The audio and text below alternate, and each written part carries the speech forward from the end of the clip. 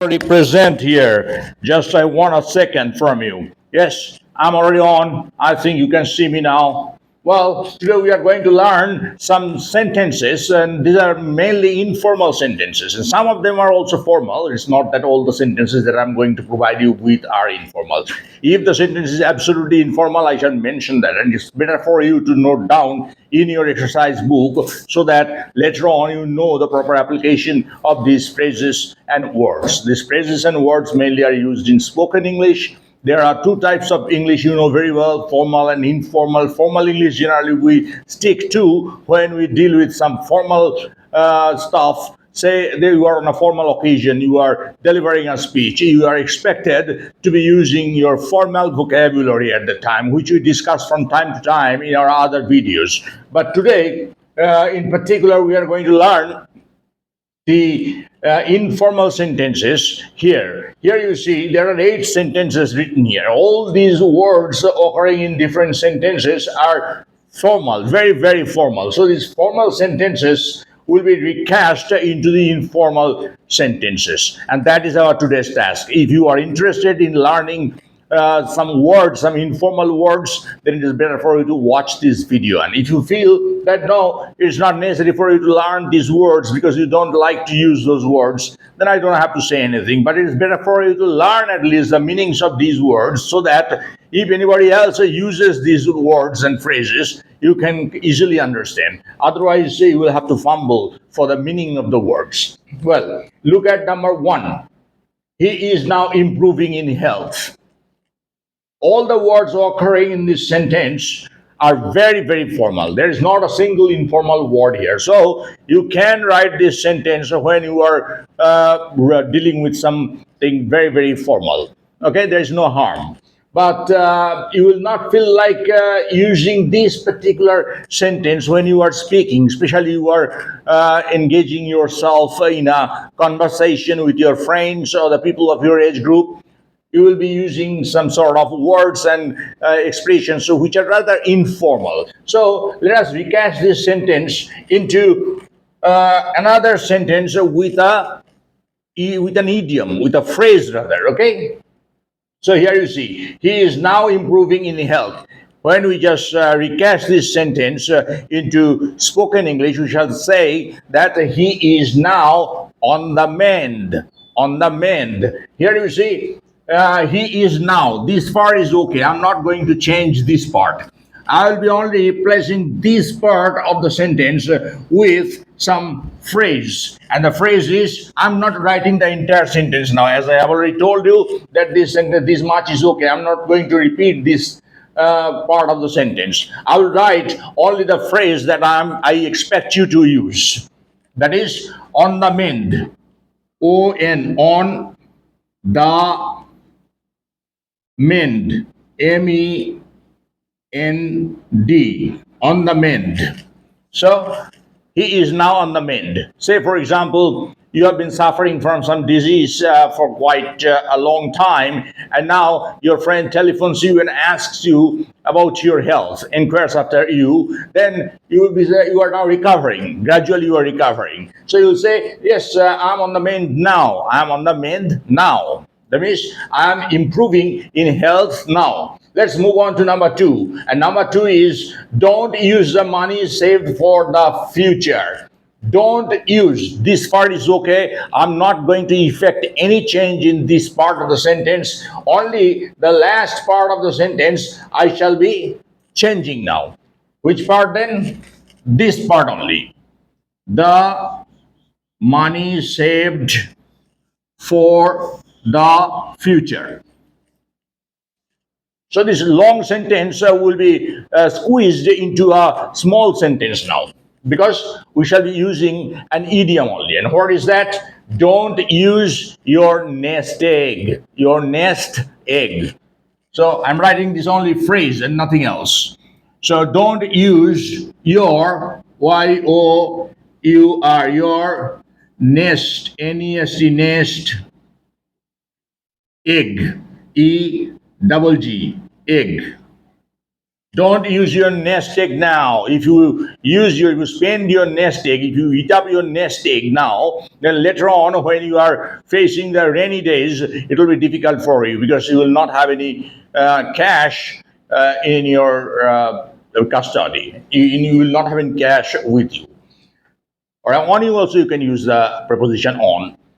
Well, number three, he is not only talkative but also active. So these two words, I shall be changing only these two words, talkative and active.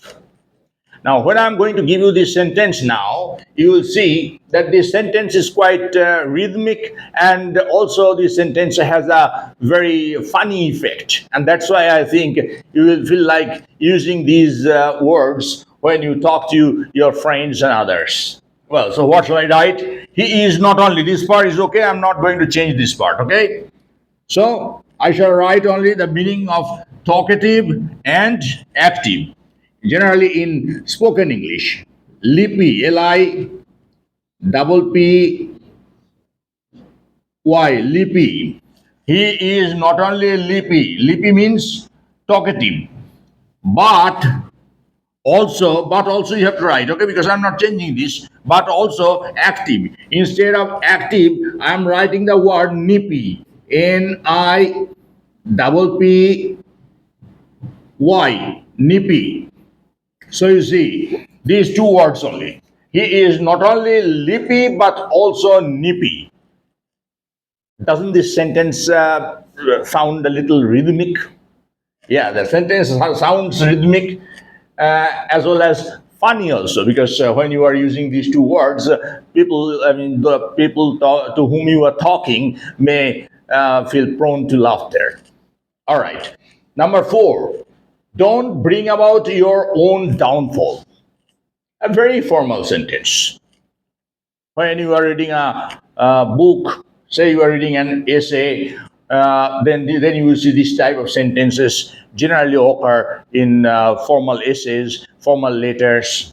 So we are going to change now this sentence. We will be recasting this sentence into not only informal English, but also we'll be using a phrase instead of bring about your own downfall. So this entire part we shall be changing. I'm underlining this part which we are going to change now. Bring about your own downfall. All right? That means don't invite your own destruction. Don't invite your own downfall. So that is called bring about. Bring about means effect. It's a phrase, a group verb, bring about. So the meaning we are writing now. Don't is all right, so I'm not writing that because I'm not trying to change that. Put, P-U-T, put your, Y-O-U-R, your head, H-E-A-D, head, in our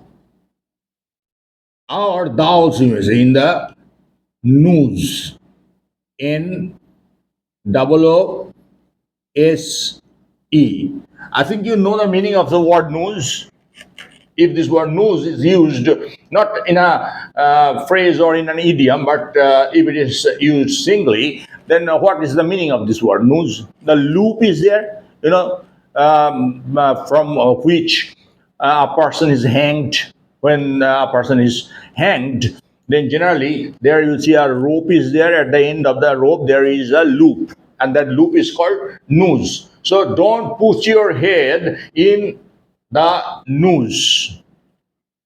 Don't put your head. See here, put. This is not a part of the lesson today, but still, I think it is important for me to inform you.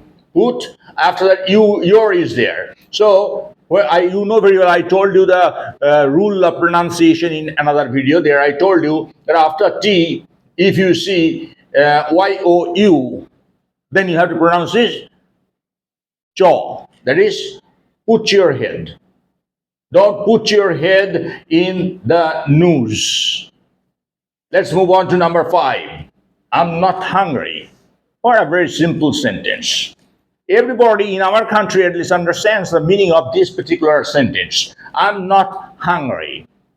Now I'm going to recast this into a sentence with an idiom.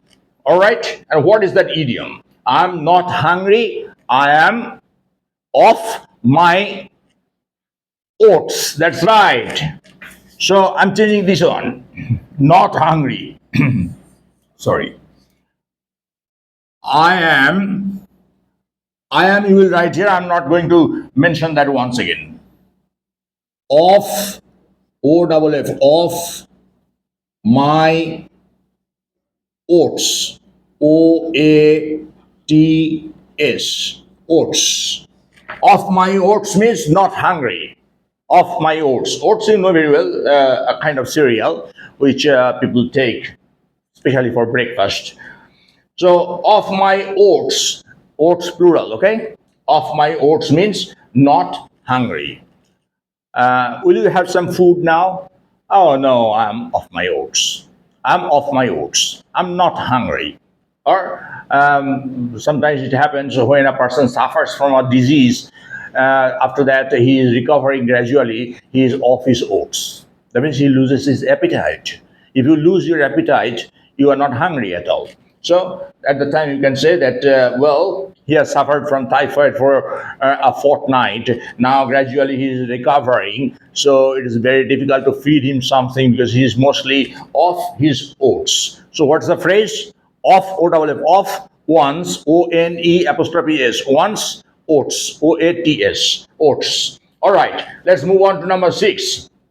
He is not fully experienced. I don't think I have to explain the meaning of this sentence because all of my viewers, all of my friends understand very clearly what this sentence means. So, what am I going to do now? I'm going to recast this sentence into a phrase, an idiom. And what is that? He is not fully experienced. He does not know his onions. Yes, you have heard right. Onions. Yes, exactly. So he is there, all right. I'm not going to mention that. He okay, writing okay. He does not DOESN apostrophe T doesn't know KNOW know his onions. ONIONS, plural. Remember, plural. Onions. Don't say he doesn't know his onion. That will be wrong. He doesn't know his onions. That means he is not fully experienced. A person who is very experienced will say, oh, I know my onions. You don't need to explain what I'm supposed to do. I know my onions. I'm experienced, quite experienced. Move on to number 7. I'm extremely thirsty. Not simply thirsty, but extremely thirsty. So when you are extremely thirsty, you are looking for a glass of water. If you don't have a draught of water now, it will be difficult for you to survive, perhaps, or it will be difficult for you to breathe properly. So at the time, what should you say? I'm extremely thirsty. This part, extremely thirsty, we shall change now. Extremely thirsty. What shall we write here? A simple word, parched. I'm parched. I'm parched. PARCHED.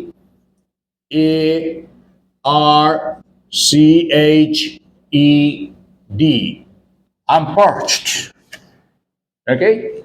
So you are very thirsty. You have traveled throughout the day. You have wandered here and there. Now you have come back home. Your mom is talking to you. At the time you say, Mom, please give me a glass of water first. I'm parched. I'm extremely thirsty. I can't speak also properly because my throat is absolutely dry. So give me a glass of water, please. Because you are parched. Let's move on to number 8. And number 8 is the last sentence for this video session. What is that sentence? I will not change my decision. Somebody is trying to argue with you in order that you change your opinion or you change your decision, but you already have decided that you are not going to change your decision or your opinion. So at the time you say, I will not change my decision. Now, this is a very long sentence. It's a formal one, very formal. But I shall write something here which is informal and, of course, very short. So it will be easier for you to use these small but epigrammatic pithy, that is full of meaning, meaning packed words. What is that? I will not change my decision. I stand pat. I stand, STAND, stand pat, PAT, pat. I stand pat. When your friend is trying to argue with you so that you change your opinion, finally, after listening to his argument, after hearing him out absolutely, you tell him very firmly, my dear friends, I accept your argument, but I stand pat. I shall stand pat or I stand pat. That means I'm not going to change my opinion. I'm not going to change my decision. So we have learned 8 sentences today. Eight formal sentences. And here on the right hand side, you see the idioms and some words. So like parched. Parched is not an idiom or a phrase. It is a simple word. This word. Here mostly I've used the idioms and phrases. These idioms and phrases are used in spoken English. But here also you see that talkative and active. These are two words. Here I have not used any idiom or any phrase. Talkative lippy and active nippy. All right, I don't have anything more to say. I have forgotten to underline this part of the sentence. From here, absolutely from here, you see, only I remains in that sentence. And after that, stand pat. I stand pat. All right. So those of you who are new to this channel, please do subscribe to this channel if you feel that this channel is contributing towards you, and if you feel that no, the videos which are being uploaded on this channel are not very worthy or not helping you in any way, you may not subscribe. I will not force you there. And in that case, you may even give me a dislike. But if you give me a dislike, I don't mind. If you write down in the comment box the reason for your dislike, why I want this comment, I want this comment only because I want to improve my teaching technique, my teaching style. If I see that you have written something, I shall, of course, very attentively consider that comment and see what my loopholes are. And that's why I want your help. Please help me. Thank you very much. See you again in the next video session. Bye bye.